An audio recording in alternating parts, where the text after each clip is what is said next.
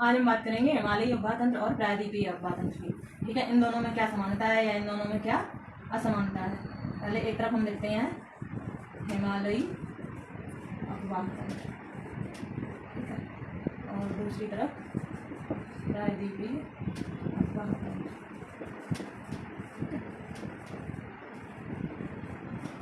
हिमालयी उपवाह तंत्र, इनकी क्या विशेषता है? इनकी द्रोणी बड़ी होती है। क्या होता है? इनकी द्रोणी जो होती है वो बड़ी होती है, ठीक है। इनकी द्रोणी छोटी होती है, इनकी द्रोणी क्या होती है? छोटी होती है।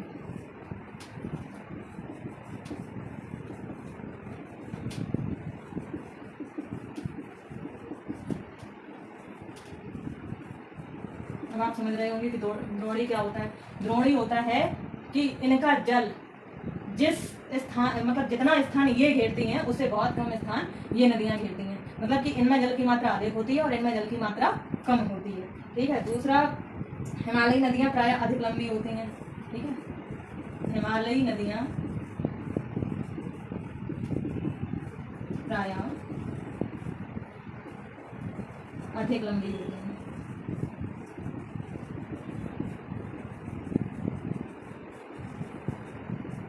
और ये नदियां उतनी लंबी नहीं होती। ये नदियां हिमालयी नदियों से छोटी होती हैं। हिमालयी नदियां प्राय अधिक लंबी होती हैं और ये नदियां क्या होती हैं? ये नदियां छोटी होती हैं। अच्छा, हिमालयी नदियां क्या होती हैं? ये सदा नीरा होती हैं।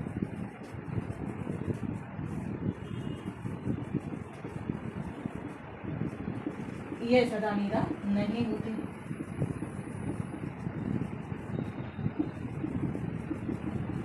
पर इसमें भी एक अपवाद है।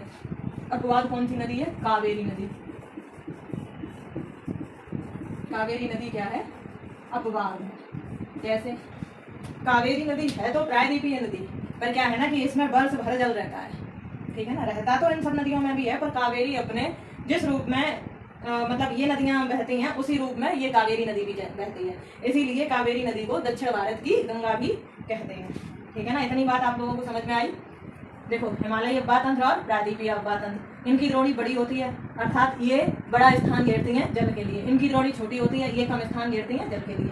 हिमालयी नदियां प्राय अधिक लंबी होती हैं। हिमालयी नदियां अधिक लंबी होती हैं क्योंकि इन्हें ग्लेशियर से जल मिलता है। जब गर्मियां होती हैं तो ग्लेशियर पिघलते हैं, वहां से जल मिलता है। उसके बाद जब बरसात होती है, इधर से मानसून जाता है तो बारिश होती है, तब इन्हें जल मिलता है। इसलिए ये अधिक लंबी होती हैं और इनका मतलब हिमालय से ढलान से ही उतरती हुई आती हैं, तो इनका मतलब उपवाह तंत्र जो होता है वो अधिक लंबा होता है बजाय इन नदियों के। ये नदियां हिमालयी नदियों से छोटी होती हैं, ठीक है। जबकि ये प्लेन में बहती हैं, ये थोड़ा पहाड़ी क्षेत्र में बहती हैं। ये सदा नीरा होती हैं, ये सदा नीरा नहीं होती हैं। प्रायद्वीपीय नदियां सदा नीरा नहीं होती, पर उसमें एक अपवाद है। कौन सा?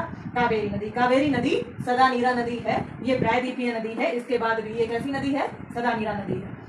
इस नदी वाले टॉपिक से आपको एक ना एक क्वेश्चन जरूर देखने को मिलेगा। किसी भी एग्जाम में नदी तंत्र से या उपवाह तंत्र से 1 से 2 क्वेश्चन जरूर पूछे।